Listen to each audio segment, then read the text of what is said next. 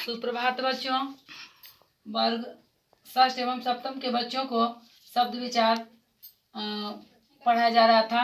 उसमें यहाँ तक की पढ़ाई हो चुकी थी। अब इसके आगे देखिए, इसके अतिरिक्त सार्थक शब्दों के और दो भेद भी हैं। सार्थक शब्द पढ़ाया जा चुका था, उसमें दो भेद और उसमें है।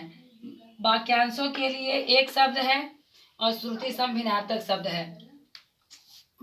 पहला है वाक्यांशों के लिए एक शब्द, वे शब्द जो संपूर्ण वाक्य या वाक्यांश के अर्थ को प्रकट करते हैं, वाक्यांशों के लिए एक शब्द कहलाते हैं। जैसे हम बोलते हैं जिसकी ग्रीवा सुंदर हो, सुग्रीव। जिसका अंत ना हो, अनंत।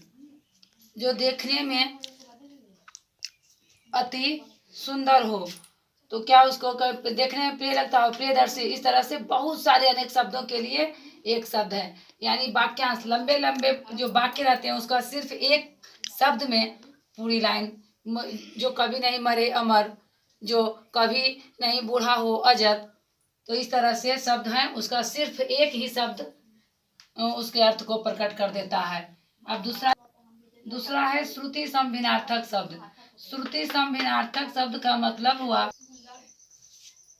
हाँ, सार्थक शब्द में ही ये दोनों आते हैं। श्रुति संभिन्नार्थक शब्द का मतलब हुआ श्रुति यानी सुनने में एक जैसा लगे और अर्थ उसके अलग अलग हो।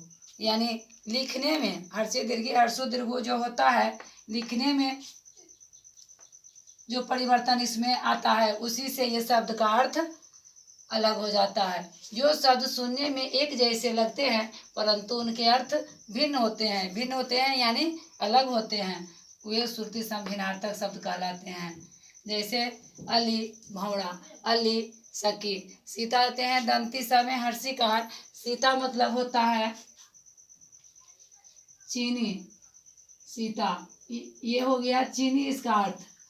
और सीता मतलब स में दीर्घिकार, सीता मतलब हो गया हल्की नोक, हल्की नोक। तो इसी तरह से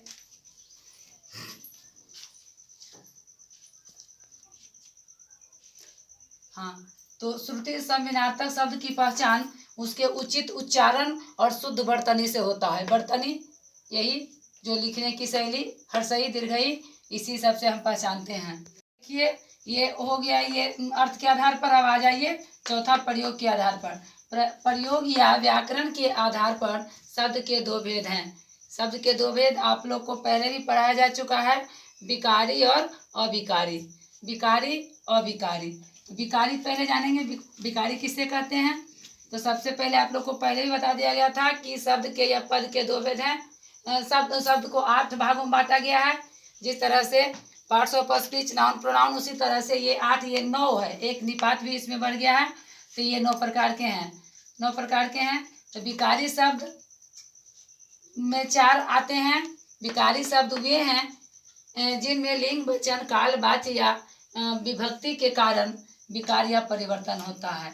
विकारी शब्द वे हैं जिसमें लिंग, वचन, कारक, काल, वाच्य, विभक्ति के कारण परिवर्तन होता है।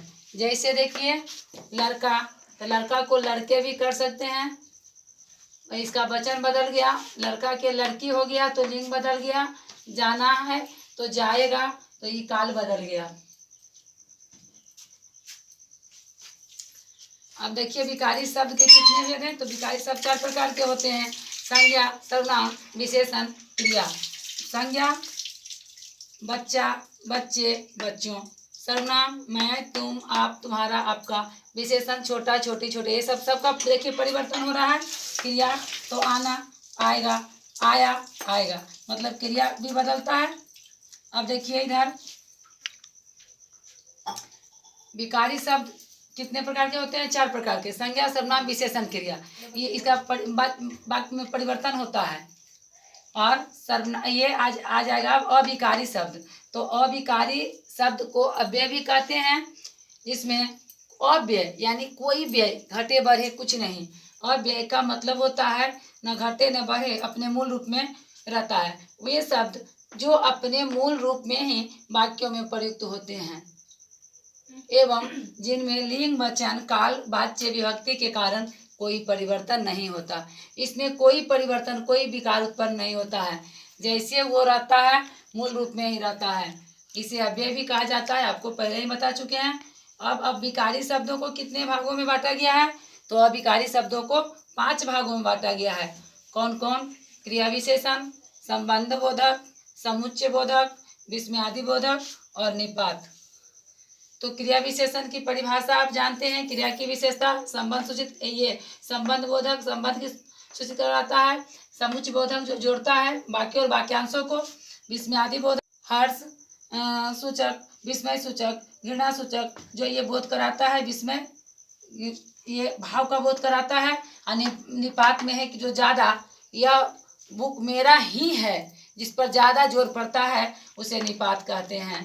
यह किताब मेरी ही है, सॉरी, हाँ, कोई जो यह मेरा ही घर है, तो जो जिसमें ही लग जाता है, जिसमें ज्यादा बल पड़ता है, जैसे कहते हैं कैसे, दिस पेन इज माइन, मेरी, जिस पर ज्यादा अधिकार, वही समझिए ये निपात हुआ।